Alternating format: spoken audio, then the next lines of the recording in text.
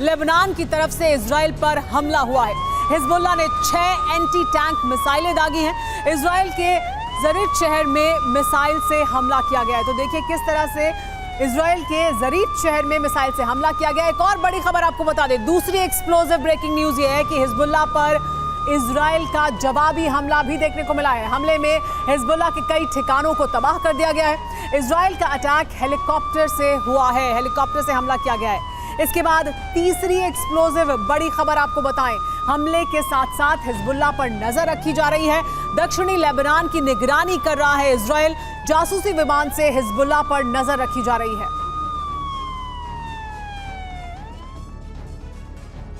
78 साल पहले जापान के हिरोशिमा नागासाकी में एटम बम दागा गया। इस न्यूक्लियर अटैक के बाद फैले रेडिएशन ने लाखों लोगों की जिंदगी लील ली। दशकों तक जापान के ये 2 शहर रेडिएशन इफेक्ट का कहर झेलते रहे, लेकिन इसका जिक्र आज हम आपके सामने क्यों कर रहे हैं? तो आइए आपको बता दें कि मिडिल ईस्ट के वॉर से ग्लोबल ब्रेकिंग न्यूज सामने आई है, और वो ये है कि किसी भी वक्त गाजा पट्टी हिरोशिमा बन सकता है, बारूदी बवंडर से दहल सकता है। मगर हैरान करने वाली बात यह है कि गाजा पर परमाणु विहीन ब्लास्ट होगा, यानी एटमी बम का नहीं बल्कि गदर मदर ऑफ एटम बॉम्ब दागा जाएगा। आखिर क्या है बेंजामिन का थर्मोबैरिक मिशन जिससे होगा गाजा का दहन? देखिए इस रिपोर्ट में।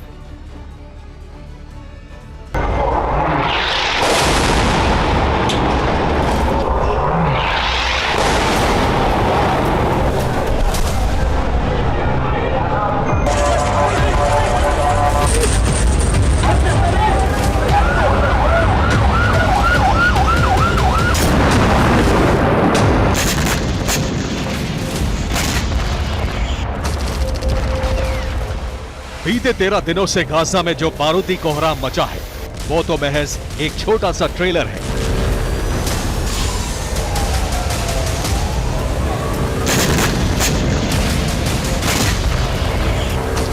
गाजा का असली विध्वंस तो अभी बाकी है, गाजा की असली तबाही तो बाकी है।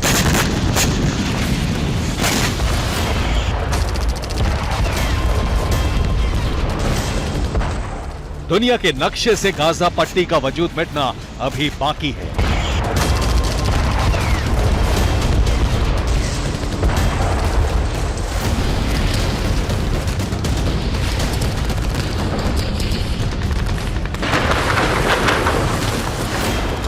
क्योंकि रूसी न्यूज एजेंसी तास ने एक अमेरिकी पत्रकार के रिपोर्ट के आधार पर यह दावा किया है।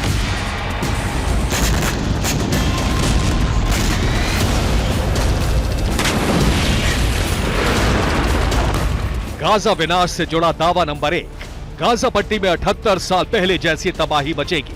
गाजा विनाश से जुड़ा दावा नंबर 2, गाजा पट्टी में हिरोशिमा जैसा प्रचंड धमाका होगा। गाजा विनाश से जुड़ा दावा नंबर 3, गाजा पर थर्मोबैरिक एरियल बम का इस्तेमाल होगा।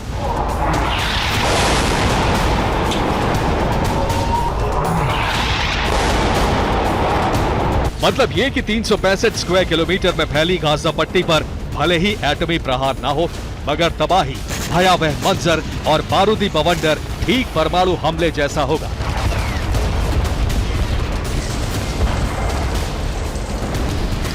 और जानते हैं, दावा यह भी किया जा रहा है कि गाजा पट्टी के संपूर्ण विनाश का blueprint Israeli PM Benjamin Netanyahu ने तैयार भी कर लिया है।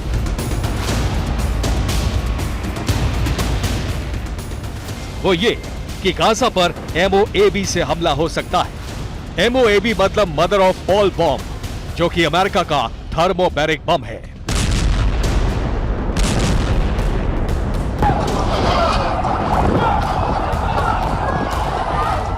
ये एक ऐसा धरती फाड़ बम है जिसके आगे दर्जनों न्यूक्लियर बम की कोई हैसियत नहीं। और इजराइल हमास जंग के बीच बेंजामिन अगर इस प्रलयकारी हथियार को एक्टिव करते हैं या फिर इसका इस्तेमाल गाजा पर करते हैं तो यकीन मानिए MOAB का एक बार गाजा पट्टी का वजूद खत्म कर सकता है। इसके इस्तेमाल से धरती कांप उठेगी, समंदर थर्रा जाएगा, सैकड़ों मील तक सिर्फ और सिर्फ तबाही और काले धुएं का गुबार उठता दिखाई देगा।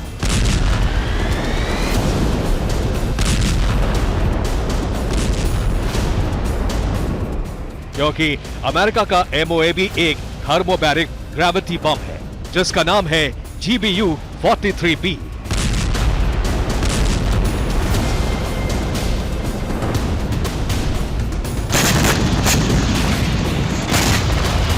आपको बता दें कि दूसरे विश्व युद्ध के दौरान सुपर पावर अमेरिका ने हिरोशिमा पर जो लिटिल बॉय एटम बम गिराया था वो करीब 15 किलोटन का था।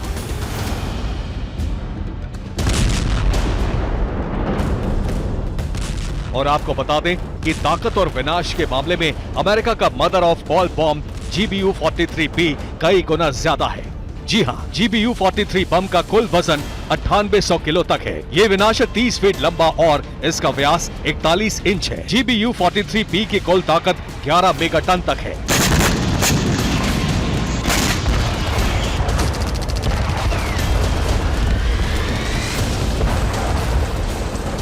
साल 2003 में अमेरिका के बारूदी जखीरे में GBU-43 बम शामिल हुआ।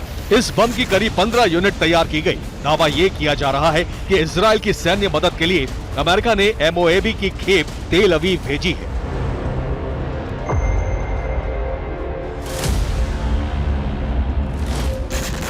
ऐसे में आशंका जताई जा रही है कि जल्द ही 11 मेगाटन ताकत वाले GBU-43 बम को गाजा पर दागा जा सकता है।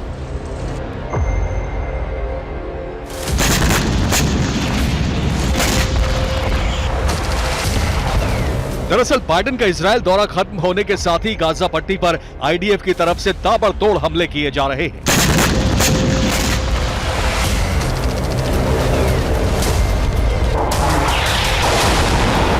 और किसी भी वक्त इजरायल गाजा पर GBU-43B एरियल बम दाग सकता है ताकि गाजा में अंडरग्राउंड बेलों में छिपे हमास के लड़ाकों का खात्मा हो जाए और गाजा पट्टी से हमास का नामो निशान मिट जाए।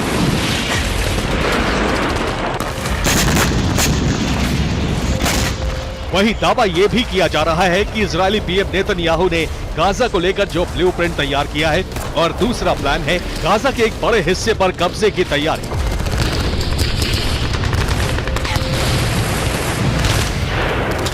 सबसे पहले 1946 का ये नक्शा देखिए जिसमें हरा वाला हिस्सा फिलिस्तीन है और सफेद इजराइल।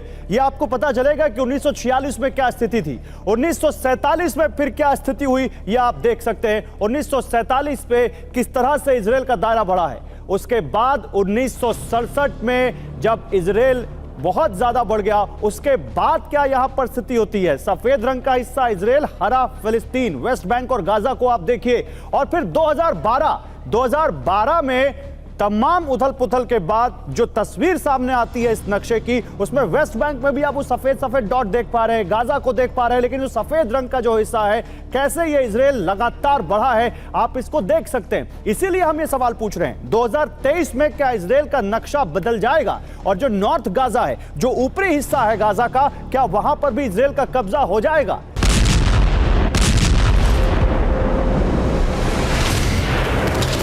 आपको बता दें कि दूसरे विश्व युद्ध के दौरान सुपर पावर अमेरिका ने की सेना उत्तरी गाजा पट्टी के बॉर्डर पर खड़ी है। सैकड़ों की तादाद में IDF के टैंक, तोपें, आर्टिलरी और रॉकेट लॉन्चर धूल भाग रहे हैं। 13 अक्टूबर को शुरू होने वाले ग्राउंड ऑपरेशन का आगाज अब तक नहीं हो पाया है। ऐसे में किस तरह इजराइल आधे से ज्यादा गाजा पट्टी पर कब्जा करेगा, कैसे गाजा पट्टी के साथ साथ फिलिस्तीन और इजराइल का नक्शा बदलेगा, ये भी जानना जरूरी है।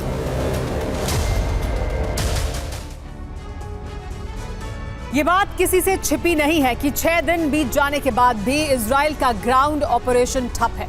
अब तक इजराइल की पूरी फौज विध्वंसक हथियारों के साथ उत्तरी गाजा के इरेज क्रॉसिंग इलाके के पास बॉर्डर लाइन पर खड़ी है।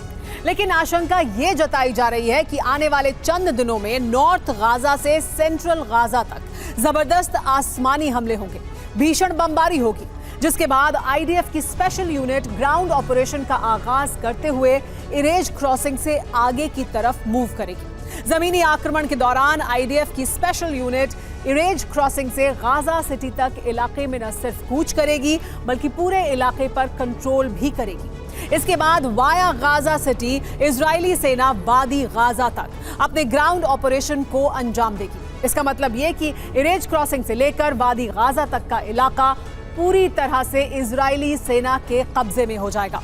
वहीं खान यूनुस से लेकर राफा क्रॉसिंग तक का छोटा सा इलाका ही फिलिस्तीन का हिस्सा बनकर रह जाएगा।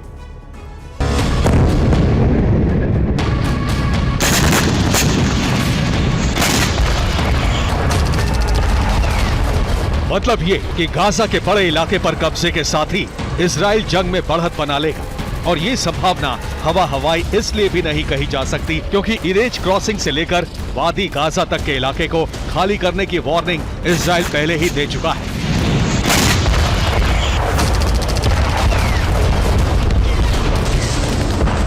वहीं आईडीएफ के एयरफोर्स चीफ का भी एक बयान सामने आया है जिसमें गाजा का नक्शा बदलने की बात कही गई है। The IDF operates against Hamas and not against the civilian population in Gaza. We will continue operating against our enemy decisively. दरअसल गाजा के अस्पताल पर जिस तरह से हमला हुआ है उसे लेकर फिलिस्तीनी पक्ष दावा कर रहा है कि इजराइल ने लो इंटेंसिटी वाले थर्मोबैरिक बम का इस्तेमाल किया है।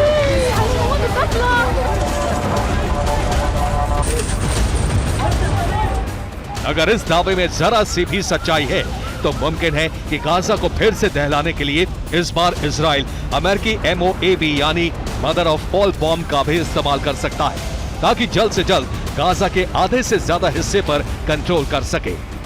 Bureau report TV9 Bharatvarsh. Israel ने विस्फोटक को निष्क्रिय किया है। वेस्ट बैंक के हमास के विस्फोटक को निष्क्रिय किया गया। बम को निष्क्रिय करने का वीडियो भी सामने आ गया है। इजराइल ने किस तरह से बम को निष्क्रिय किया उसका एक वीडियो सामने आया है। वेस्ट बैंक में हमास का ये बम था जिसे निष्क्रिय किया गया।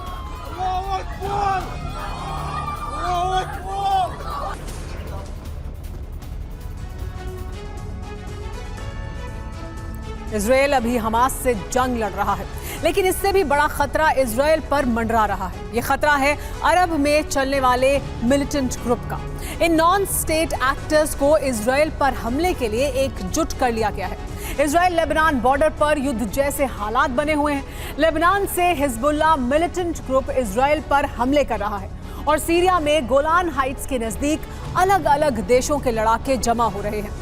इजराइल के खिलाफ युद्ध में कोई देश सीधे शामिल नहीं है, लेकिन एक देश है जिसने नॉन स्टेट एक्टर्स की फौज खड़ी कर दी है। कौन है ये देश और क्या है इसका प्लान? देखिए ये रिपोर्ट।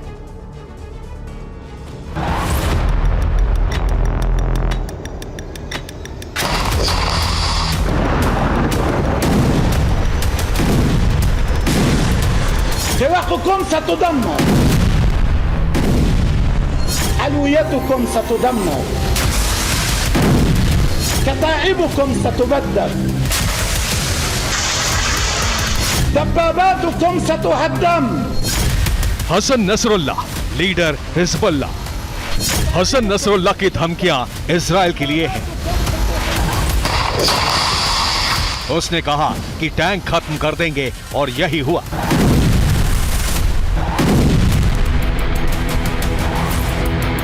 हिजबुल्लाह के लीडर ने कहा कि इजरायली फौज और ब्रिगेड को भस्म कर देंगे और यही हो रहा है।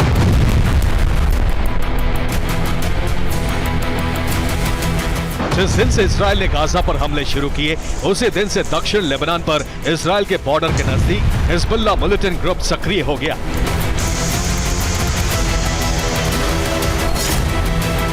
यह हिजबुल्लाह की ओर से जारी किया गया वीडियो है। इजराइल के सैन्य ठिकाने की लोकेशन टारगेट पर है। हिजबुल्लाह के लड़ाके घात लगाए बैठे हैं। इजराइल के पोस्ट पर रॉकेट दागने के लिए बटन दबा दिया जाता है। जमीन से कुछ ही ऊपर एक रॉकेट धुआं छोड़ता आगे बढ़ता है।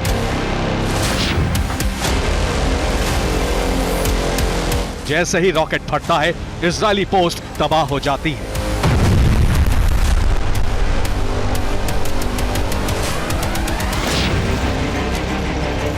इजराइल लेबनान बॉर्डर पर युद्ध जैसे हालात बन गए हैं और इसीलिए गाजा पर इजराइल का ग्राउंड ऑपरेशन टाला जा रहा है। हिजबुल्लाह ने ऐलान कर दिया है कि अगर गाजा पर हमला हुआ या दक्षिणी लेबनान में इजराइल ने घुसने की कोशिश की तो उसकी बर्बादी का तमाशा दुनिया लाइव देखेगी।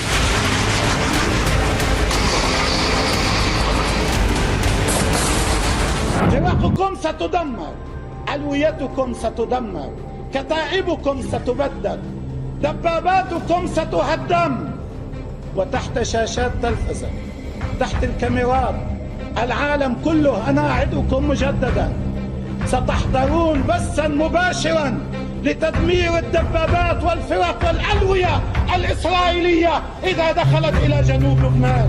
كتائبكم ستبدد. हसन नसरुल्लाह की ताकत है ईरान।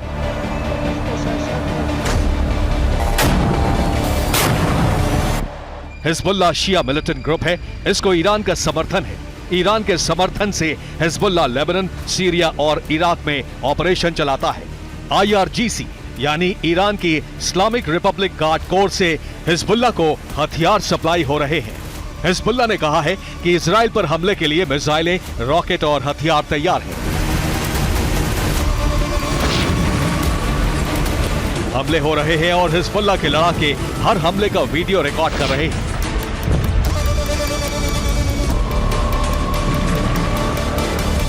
इजराइल लेबनान बॉर्डर को ब्लू लाइन के नाम से जाना जाता है। 78 किलोमीटर लंबी ब्लू लाइन पर हिजबुल्लाह के लड़ाके अलग अलग मोर्चों पर तैनात हैं। हमलों को रोकने के लिए इस बॉर्डर पर इजराइल ने टैंक तैनात कर दिए हैं। जितना बड़ा खतरा इजराइल को गाजा पट्टी से नहीं है, उससे कहीं ज्यादा बड़ा खतरा लेबनान बॉर्डर पर मंडरा रहा है।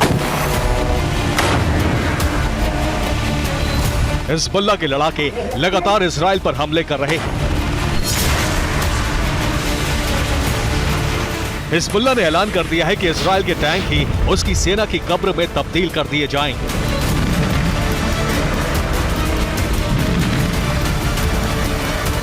इजराइल ने 18 अक्टूबर को लेबनान में घुसकर ऑपरेशन चलाया। इजरायली एयरफोर्स ने लेबनान में ईरान के पूर्व IRGC कमांडर कासिम सुलेमानी का स्मारक ध्वस्त कर दिया।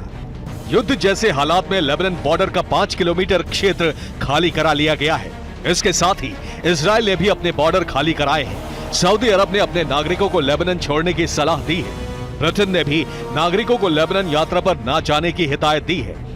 खुफिया खबर है कि हिजबुल्लाह इजराइल पर हमला कर सकता है। अमेरिका ने संकेत दिए हैं कि अगर हिजबुल्लाह इजराइल पर हमला करता है तो उसकी सेना युद्ध में शामिल हो जाएगी।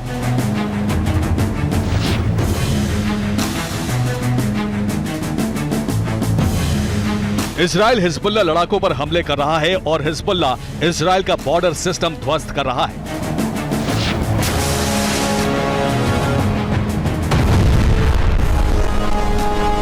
इजराइल ये मान रहा है कि गाजा पट्टी से बड़ा खतरा लेबनान बॉर्डर पर तैयार हो चुका है।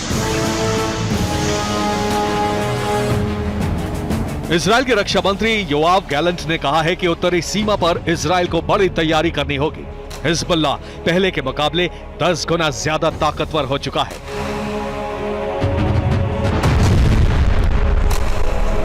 हिजबुल्लाह की इस ताकत के पीछे है ईरान, और ईरान की शह पर इजराइल से जंग के लिए तैयार अरब के मिलिटेंट संगठन।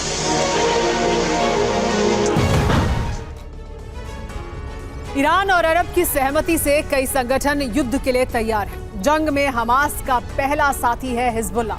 यह लेबनान में शिया मिलिटेंट ग्रुप है। इस ग्रुप का लीडर हसन नसरुल्लाह है। हिजबुल्लाह को IRGC यानी ईरान के इस्लामिक रेवोल्यूशनरी गार्ड कोर का समर्थन है। हिजबुल्लाह के पास 1 लाख से ज्यादा लड़ाके हैं। ईरान से हथियार सप्लाई हो चुके हैं। इसके अलावा जंग में हमास का दूसरा साथी है अल-नुसरा। अल-नुसरा सीरिया में अल-कायदा का साथी संगठन है। इनके पास भी ईरानी हथियार ही हैं। हमास का तीसरा साथी है कुव्वत अल-हशद अल-शाबी। ये इराक के पीपल्स मोबिलाइजेशन कमेटी का मिलिटेंट ग्रुप है। शिया मिलिटेंट ग्रुप में 2,30,000 से ज्यादा लड़ाके हैं। ये भी ईरान से आए हथियारों से ही लैस हैं। जंग में हमास के साथ अंसार बैत अल मकादिस भी उतरने को ऐलान कर चुका है।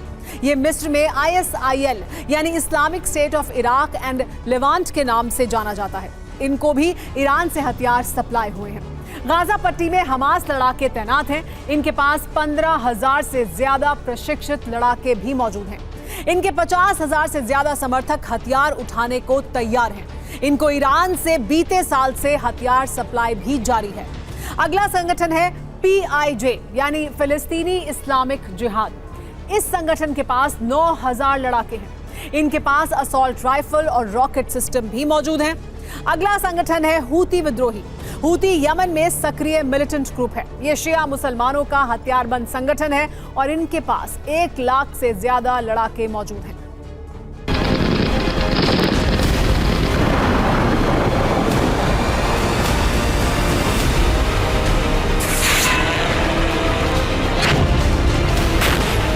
अरब में सक्रिय इन संगठनों को ईरान ने एकजुट करके इजराइल के खिलाफ खड़ा कर दिया है और इनको एकजुट करने के पीछे सबसे बड़ा चेहरा है हुसैन अमीर अब्दुल्लाहियन, विदेश मंत्री ईरान। 15 अक्टूबर 2023 को ईरान के विदेश मंत्री कतर के दौरे पर गए। वहां हुसैन अमीर ने कतर के सुल्तान तमीम बिन हमाद अल तानी से मुलाकात की और उसी शाम को हमास के लीडर इस्माइल हानिया से भी मिले।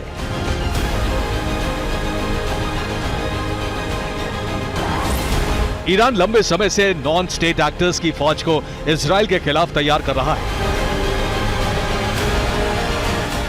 अमेरिका की ISW यानी institute for studies of war की रिपोर्ट है कि ईरान बड़े हमले को तैयार है।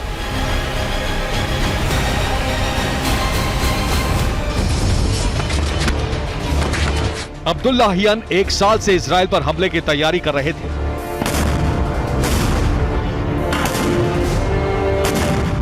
जनवरी 2023 में ईरान के विदेश मंत्री ने दोहा में PIJ, हिजबुल्लाह और फिलिस्तीनी नेताओं के साथ बैठक की। फरवरी में ईरान के सबसे बड़े नेता अयतुल्लाह अली खमेनी ने हमास से बात की। मार्च में PIJ और हिजबुल्लाह की बैरूत में साझेदारी बढ़ाने की बैठक हुई। अप्रैल में ईरानी विदेश मंत्री फिर हिजबुल्लाह और हमास से मिले। इजराइल की इंटेलिजेंस एजेंसी ने दावा किया है कि वेस्ट बैंक में अल कुदस सक्रिय है। इसी महीने हमास, PIJ और हिजबुल्लाह ने इजराइल पर रॉकेट हमले किए।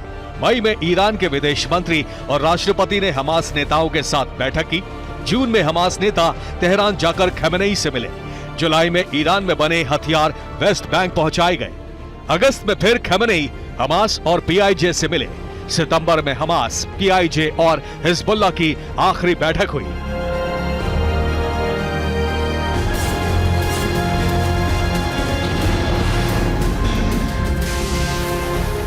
ईरान द्वारा प्रायोजित बैठक के बाद तय हो गया कि इजराइल पर हमला कब होगा और अब गाजा से आगे लेबनान तक युद्ध की आग फैल गई है। Bureau report, TV9 Bharatvarsh. Israel का हमास के ठिकाने पर हमला। वेस्ट बैंक में इजराइल का ड्रोन से अटैक। ड्रोन हमले में हमास के कई लड़ाके खत्म हो गए हैं।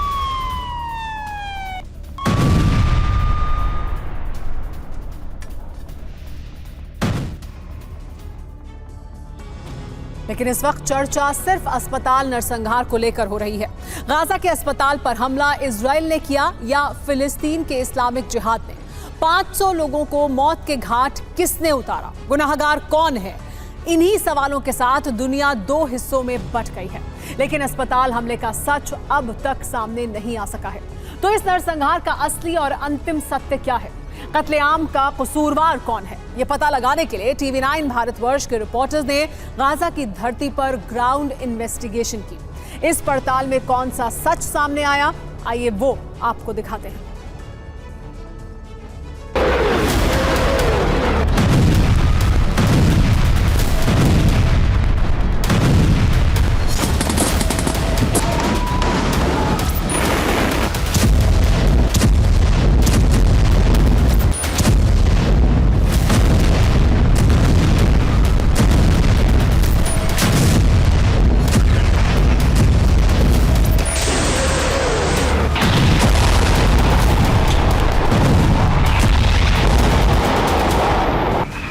गाजा पर इजरायली सेना का एयर अटैक और भी विनाशक हो गया है।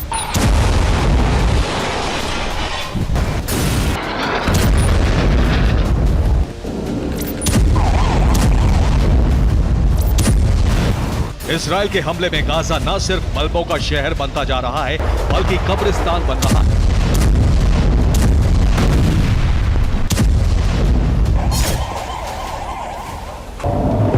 इजराइल के हमले में हर रोज बड़ी तादाद में आम लोग मारे जा रहे हैं।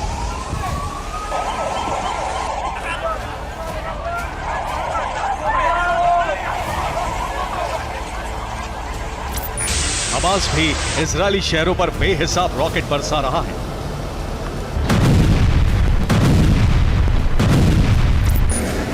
लेकिन इस वक्त दुनिया में ना तो इजरायली हमले की बात हो रही है, ना ही हमास के रॉकेट प्रहार की। इस वक्त सिर्फ और सिर्फ उस नरसंहार को लेकर चर्चा हो रही है जिसमें एक साथ एक झटके में एक धमाके से 500 जिंदगियां खामोश हो गई।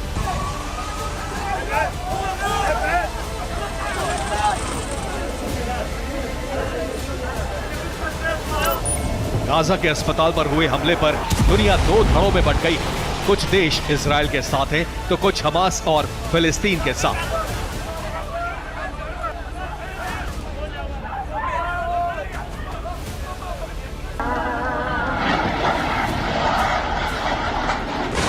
अस्पताल पर हमला किसने किया?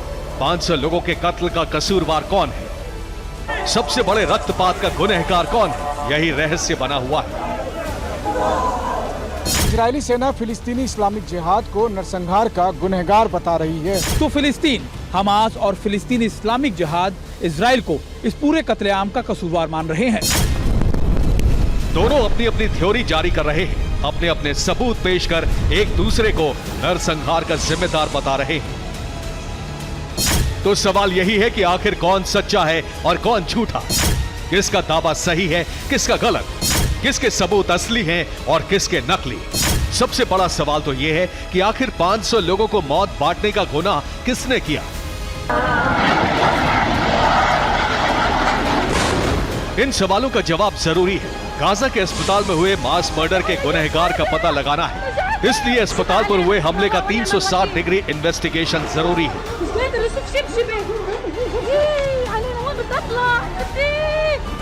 अस्पताल पर हमले को लेकर इस वक्त दो तरह की थ्योरी चल रही है।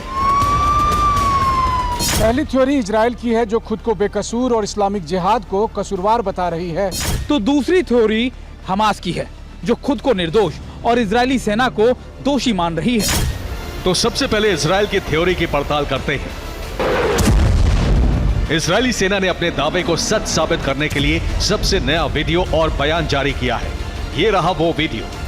ये हवा से जमीन पर बमबारी का वीडियो है। इसमें बम जमीन पर गिरने से पहले ही फट जाता है और जमीन पर बहुत बड़ा विध्वंस होता दिख रहा है।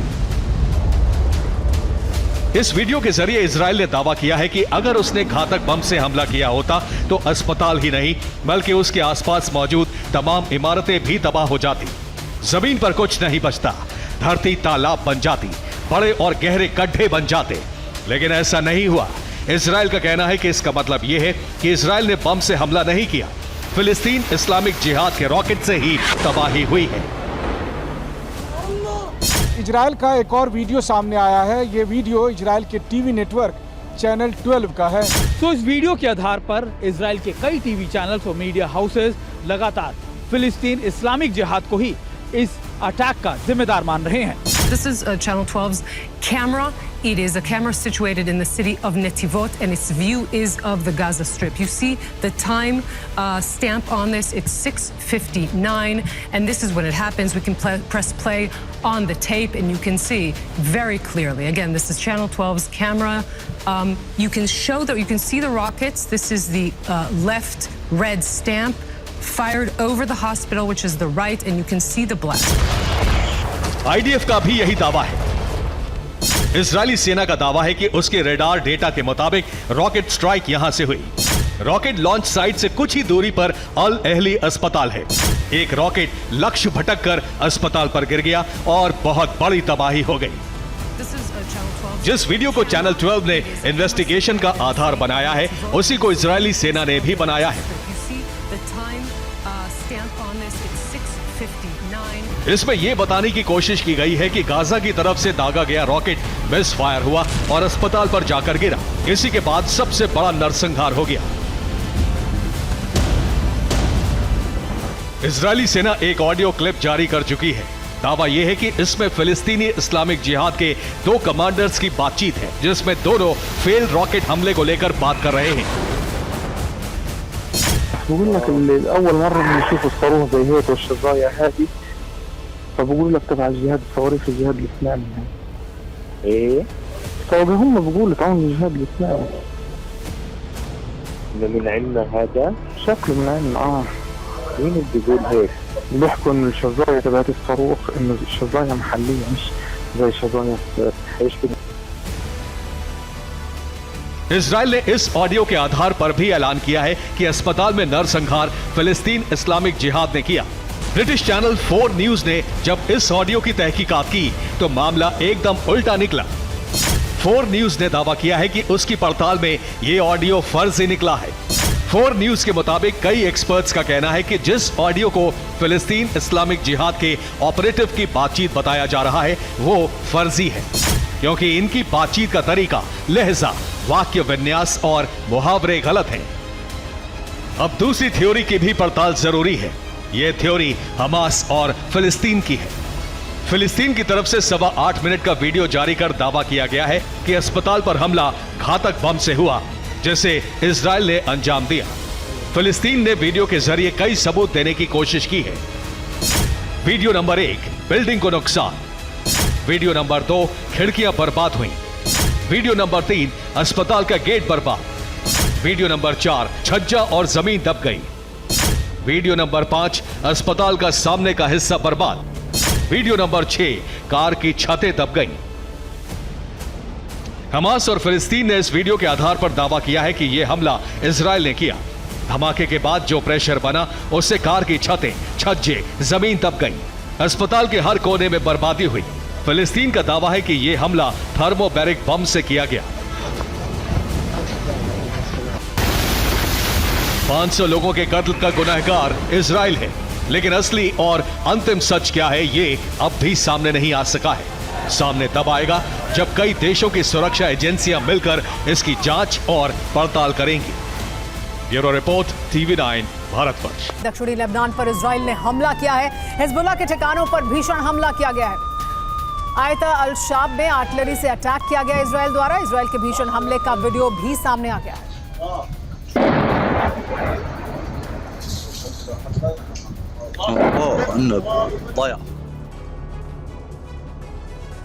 अगर इजराइल इसी तरह से गाजा पर हमला करता रहा तो मिडिल ईस्ट में महायुद्ध शुरू हो सकता है, जिसमें एक तरफ इजराइल समर्थक और दूसरी तरफ हमास समर्थक देश होंगे, क्योंकि गाजा में मची चीख पुकार से इस्लामिक देशों में इतनी हलचल मची हुई है कि वो इजराइल के खिलाफ एकजुट होते जा रहे हैं। इजराइल के एयर स्ट्राइक से इस्लामिक देश गुस्से से उबल रहे हैं। अब अरब देशों से शुरू हुआ विशेष विरोध यूरोप तक भी जा पहुंचा है।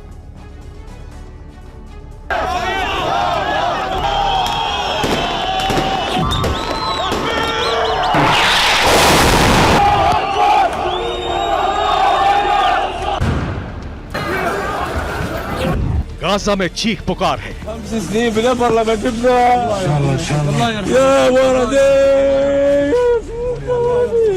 लाशों की कतार है।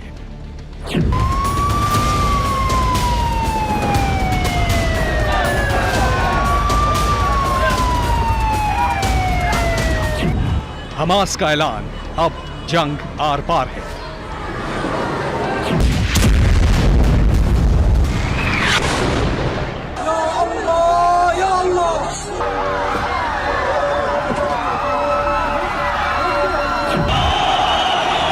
दुनिया भर में इजराइल के खिलाफ प्रदर्शन शुरू हो गए हैं।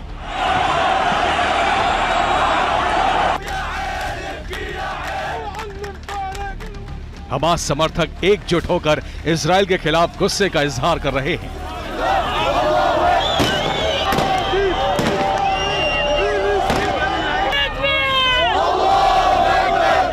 इसके पीछे वजह है ये तस्वीरें।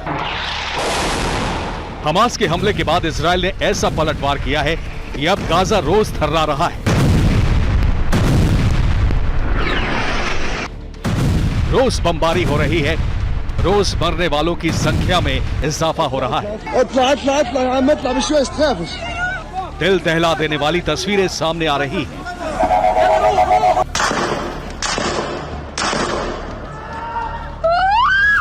इस वीडियो में देखिए कैसे एक नौजवान को सरेआम कत्ल कर दिया जाता है।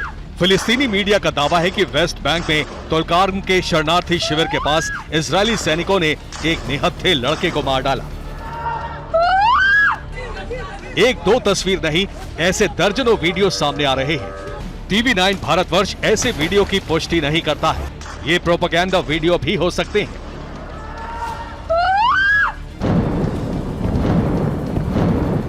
गाजा पट्टी में इजराइल की तरफ से लगातार हमले किए जा रहे हैं, जिसमें बेकसूर भी मारे जा रहे हैं।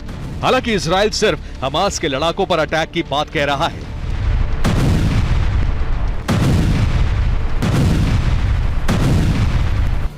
इस वीडियो में देखिए, हमास के अस्पताल में कई बच्चों के शव एक साथ रखे हैं, जिन्हें देखकर इलाज में लगे डॉक्टरों का सब्र टूट गया।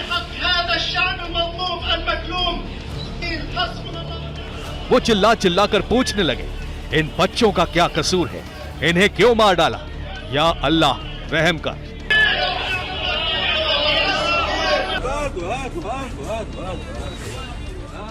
हमास के अस्पताल से एक और दिल दहला देने वाली तस्वीर सामने आई है, जब एक शख्स के सामने उसके मृत पोते को लाया जाता है। अस्पताल में ये शख्स दिन रात घायल लोगों का इलाज करने में लगा रहा, लेकिन उसे अंदाजा नहीं था एक दिन उसके सामने इतना खौफनाक मंजर भी होगा।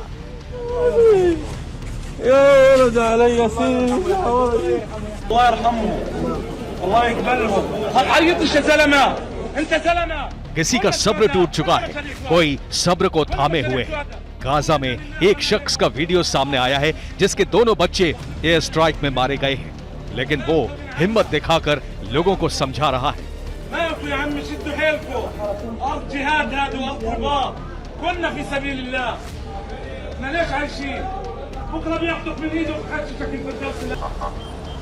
दरअसल गाजा पट्टी में इस वक्त बेहद खौफनाक हालात हैं।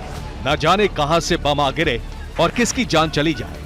हालांकि इजराइल भी इसी तरह के हमले का शिकार हुआ है जब हमास ने इजराइल पर हमला किया था। इस जंग में बेकसूर सबसे ज्यादा शिकार हो रहे हैं।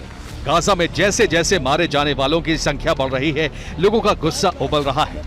मुस्लिम ब्रदरहुड के नाम पर पूरी दुनिया में गाजा समर्थक इकट्ठा हो रहे हैं।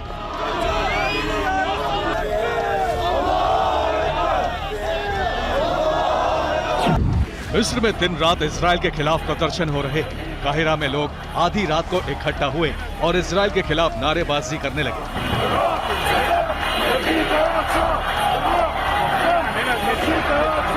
ग्रीस के एथेंस में गाजा समर्थकों ने अपने गुस्से का इजहार किया। इजराइल के हमले को नरसंहार बताकर उसके खिलाफ आवाज उठाई।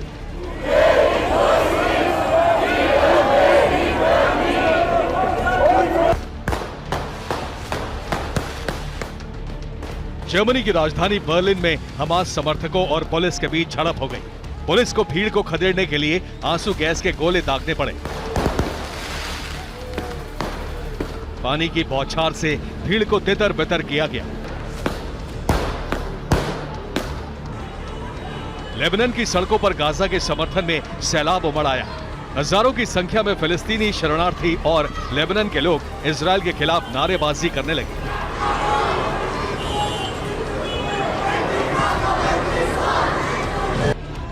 अल्जीरिया में हजारों लोग सड़कों पर थे। वो इजराइल के हमले को नरसंहार बताते हुए विरोध प्रदर्शन कर रहे थे।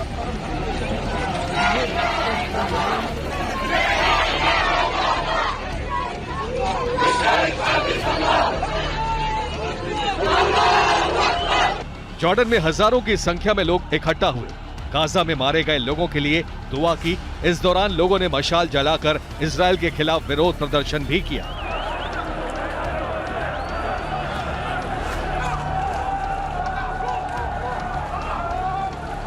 रामल्ला में इजराइल अटैक में मारे गए एक 21 साल के नौजवान के जनाजे में हजारों लोग शामिल हुए।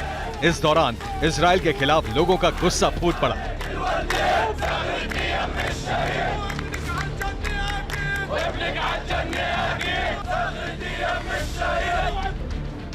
इजराइल के खिलाफ संयुक्त राष्ट्र मानवाधिकार में भी विरोध देखने को मिला।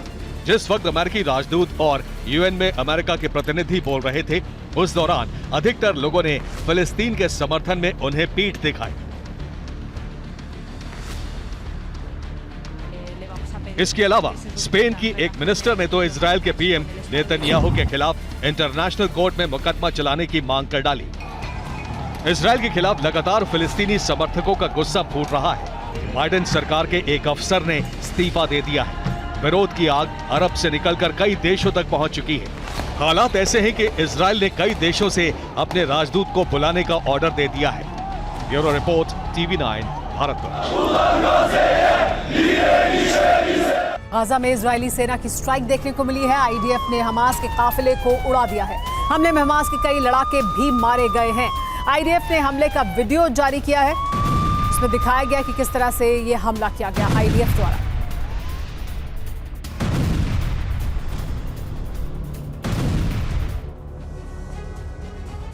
इजरायल ने कहा है कि इस बार वो हमास का खात्मा करके ही चैन से बैठेगा। उधर हमास भी इजरायल पर अपने हमले रोकने को तैयार नहीं है और इजरायल से आर पार की जंग लड़ने के दावे कर रहा है। दोनों पक्षों को दूसरे देशों की मदद भी मिल रही है। हमास और इजरायल की लड़ाई में अब अरब वर्ल्ड और अमेरिकी खेमे ने अपने हथियारों की तैनाती शुरू कर दी है और जंग का सबसे बड़ा मोर्चा भी खोल दिया गया है।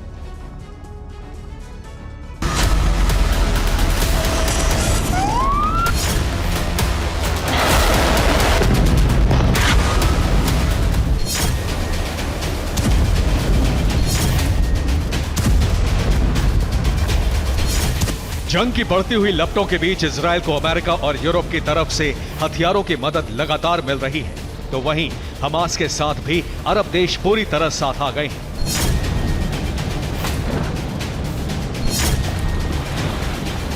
इजरायल को लेकर अमेरिकी खेमे और अरब देशों के बीच टकराव की लकीर बड़ी होती जा रही है। दुनिया जहां तनाव कम होने का इंतजार कर रही है, वहीं अमेरिका और यूरोप ने इजरायल की मदद के लिए मिडिल ईस्ट में हथियारों की तैनाती बढ़ा दी है। भूमध्य सागर में अमेरिका का एक और वॉरशिप यूएसएस माउंट विटनी रवाना हो गया है। 2 अमेरिकी एयरक्राफ्ट कैरियर पहले से तैनात हैं। भूमध्य सागर में ब्रिटेन की रॉयल नेवी और उसके 2 वॉरशिप भी तैनात हैं। इजरायल के लिए ब्रिटेन SAS यानी स्पेशल एयर सर्विस की बटालियन भी भेजने जा रहा है। ब्रिटेन ने रॉयल एयरफोर्स के सर्विलांस विमानों की तैनाती कर दी है।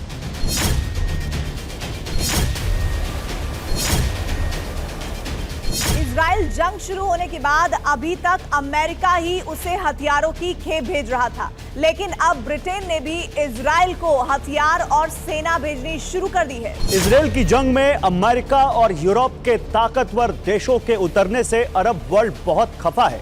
अरब देशों ने भी अब हमास की मदद करनी शुरू कर दी है। इजराइल जंग शुरू होने के बाद अमेरिका जहां उसे हर रोज C-17 ग्लोब मास्टर से हथियार भेज रहा है,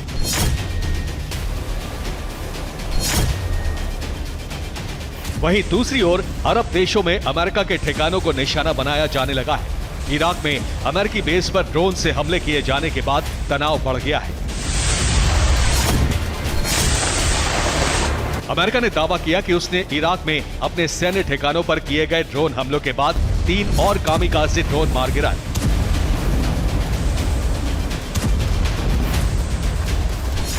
दो ड्रोन को पश्चिमी इराक में और एक को उत्तरी इराक में मार गिराया गया।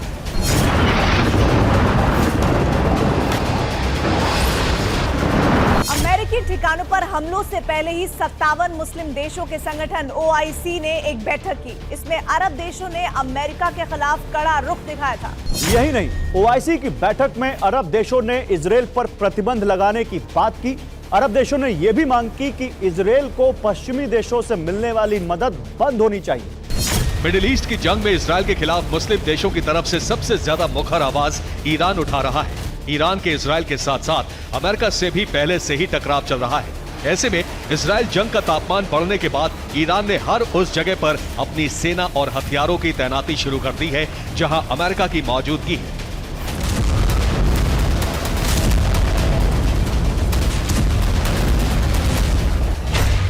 ईरान ने फारस की खाड़ी में लंबी दूरी की मिसाइलों को तैनात कर रखा है। इराक और सीरिया में मौजूद अमेरिकी सैन्य ठिकाने ईरान के टारगेट पर हैं। वहीं ईरान गोलन हाइट्स में इजरायली सुरक्षा बलों पर भी हमले कर सकता है। अमेरिका की तरफ से ईरान पर नए प्रतिबंधों के लगाए जाने के बाद तनाव और बढ़ गया है। अरब वर्ल्ड के साथ अमेरिका और यूरोप का टकराव इसलिए भी बढ़ता जा रहा है क्योंकि हमास के साथ इजरायल की जंग शुरू होते ही अमेरिका ने हथियारों की पहली खेप पहुंचा दी थी।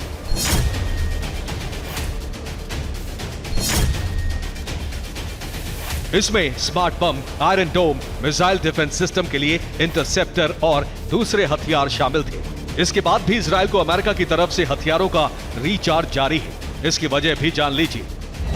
दरअसल इजराइल अपनी रक्षा जरूरत का 81% अमेरिका से, 15% जर्मनी से, 2.5% इटली से और 0.1% फ्रांस और 0.2% कनाडा से इंपोर्ट करता है। इस तरह देखें तो इजराइल अपनी हथियारों की जरूरत के लिए पूरी तरह से अमेरिका पर निर्भर है। बाइडेन इजराइल को हर तरह से खुला सपोर्ट देने का ऐलान पहले ही कर चुके हैं। जंग के बीच खुद बाइडेन इजराइल भी पहुंच गए। इजराइल ने साफ कर दिया है, जब तक हमास का खात्मा नहीं होगा वो गाजा पर इसी तरह कहर बरपाता रहेगा। इस बीच मोसाद और CIA मिलकर हमास के कमांडर के खात्मे के लिए स्पेशल ऑपरेशन चला रहे हैं, जिसके जरिए पिछले 24 घंटे में 3 कमांडर को जहन्नुम पहुंचा दिया गया है।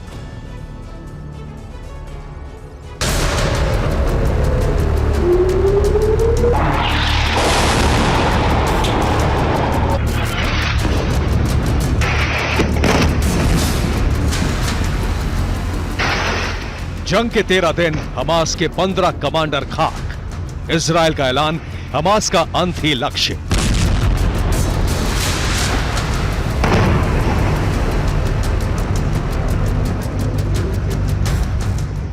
गाजा पट्टी से लेकर वेस्ट बैंक तक सीक्रेट ऑपरेशन के जरिए हमास के कमांडरों के ठिकाने पर बम बरसाए जा रहे हैं।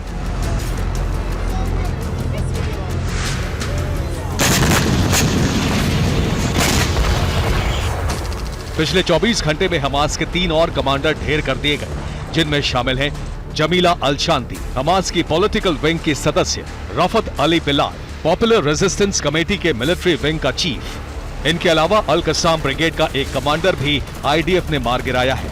IDF ने 7 अक्टूबर के हमले के मास्टरमाइंड मोहम्मद दाइफ का वीडियो भी जारी कर दिया है, जिसमें उसका ऑडियो मैसेज भी है, जिसे उसने हमले के दिन जारी किया था। يوم الثورة الكبرى من أجل إنهاء الاحتلال الأخير ونظام الفصل العنصري الأخير في العالم। अब आपको बताते हैं आखिर कौन है मोहम्मद दाइफ, क्यों वो इजराइल के लिए मोस्ट वांटेड है। मोहम्मद दाइफ, जी हाँ, ये जो आपके सामने है, ये है वो मोहम्मद दाइफ। इसकी एक आंख नहीं है, इसका बायां हाथ नहीं है, इसका दायां हाथ नहीं है, इसके दोनों पैर नहीं है। व्हील चेयर पर बैठा हुआ ये शख्स बहुत रहस्यमय है, कोई नहीं जानता कि ये कहां पर है। आप ध्यान से देखिए, ना एक आंख है, ना बायां हाथ है, ना दाहिना हाथ है, ना दोनों पैर हैं। बस इसकी जो शैतानी खोपड़ी है, इसी में ये सारी साजिशें रच रहा है। बेहद रहस्यमय है। गाजा की सुरंगों में कहां है कोई नहीं जानता। ये जो हमास की अल कासम ब्रिगेड है, उसका प्रमुख है। मोसाद ने 7 बार इसको मारने की कोशिश की है, 7 बार, लेकिन अभी तक मोसाद इसको मारने में कामयाब नहीं हुई है। गाजा के इस्लामिक विश्वविद्यालय से इसने पढ़ाई की। पहले इंतिफादा में 20 साल की उम्र में जेल गया ये, और 1400 लोग जो आज हमास के हमले में मारे गए, उसका जिम्मेदार यही शख्स बताया जा रहा है। इजराइल 7 अक्टूबर के मास्टरमाइंड मोहम्मद दाइफ को किसी भी सूरत में बख्शेगा नहीं। साथ ही हमास का खात्मा ही उसका एकमात्र लक्ष्य है। Bureau report, TV9 Bharatvarsh. Israel जंग में चीन के बाद उत्तर कोरिया की भी एंट्री हो गई है। पहले सामने आया था कि हमास ने इजराइल पर हमलों में चीन के हथियारों का इस्तेमाल किया था। अब दावे ये किए जा रहे हैं कि हमास के ठिकानों से उत्तर कोरिया के हथियार भी मिल रहे हैं। तो क्या इजराइल पर 7 अक्टूबर के हमलों में हमास की बारूदी मदद तानाशाह किम ने भी की है?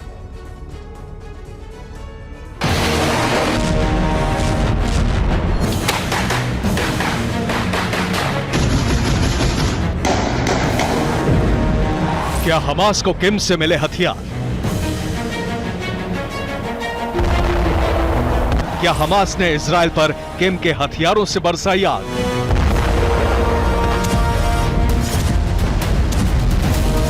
क्या इजराइल जंग में किम ने भी की एंट्री?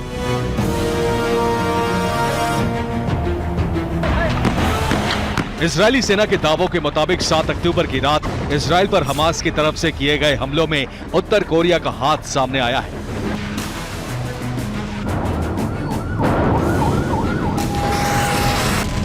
इजरायली डिफेंस फोर्स यानी आईडीएफ ने दावा किया है कि उसकी सेना की तरफ से जब्त किए गए हमास के हथियारों से इस बात के पुख्ता सबूत मिले हैं कि उसे नॉर्थ कोरिया ने सप्लाई की थी।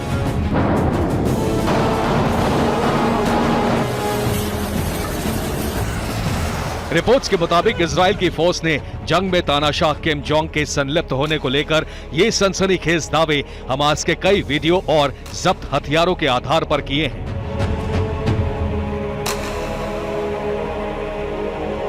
हालांकि उत्तर कोरिया ने हमास को हथियार देने के इजराइल के दावों से इनकार किया है, लेकिन इजराइल ने ये हैरान करने वाले दावे उसे दक्षिण कोरिया से मिली सूचना के आधार पर किए हैं। इजरायली सेना के दावे के मुताबिक